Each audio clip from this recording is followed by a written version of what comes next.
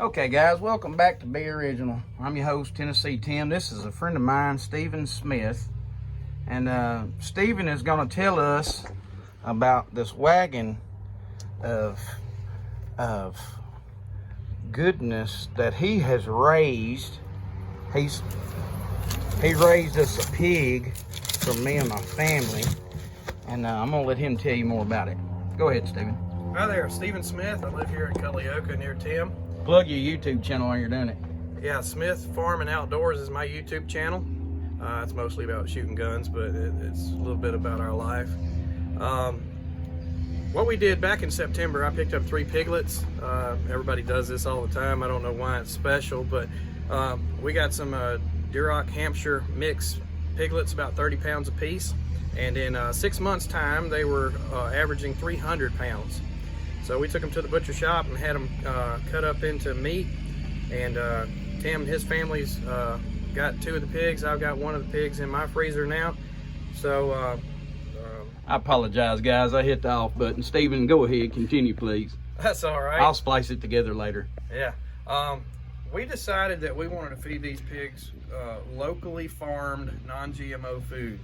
And any of the vegetable scraps and anything from gardens around, and try to give these pigs a healthy diet and a good life before we ended up processing them.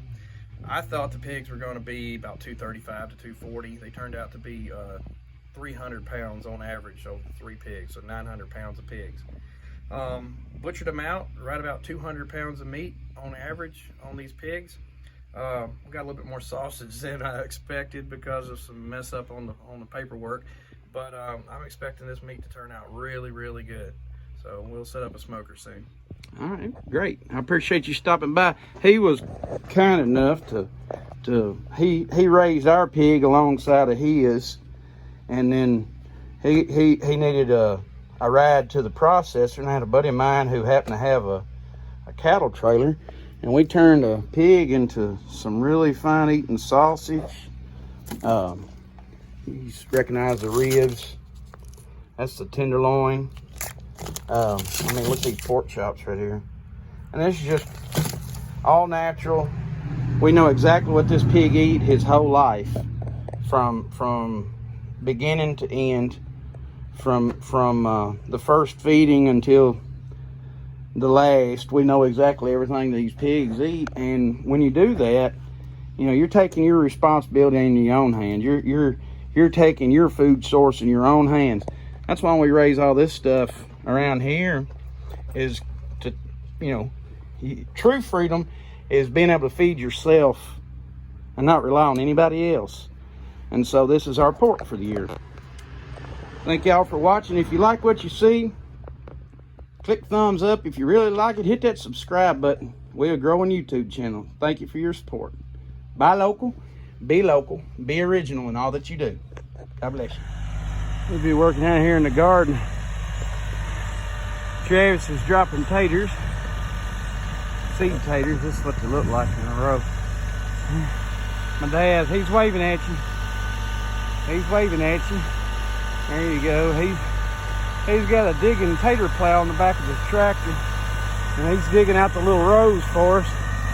We cover them up with a little straw, and then we break them in. You see how he's digging in little rows. He turns around, I'll show you the back of it. That's a tater plow, back of the tractor. And once we get it to this stage right here, I'm short of breath. Can you hear me? We're just doing this one-handed. You walk down through here, rake that over, bury that hay. You can see, back up the rows. These have been buried, these are getting buried, and that there's got to be backfilled. Nothing to it. That's all, folks. Thanks for tuning in.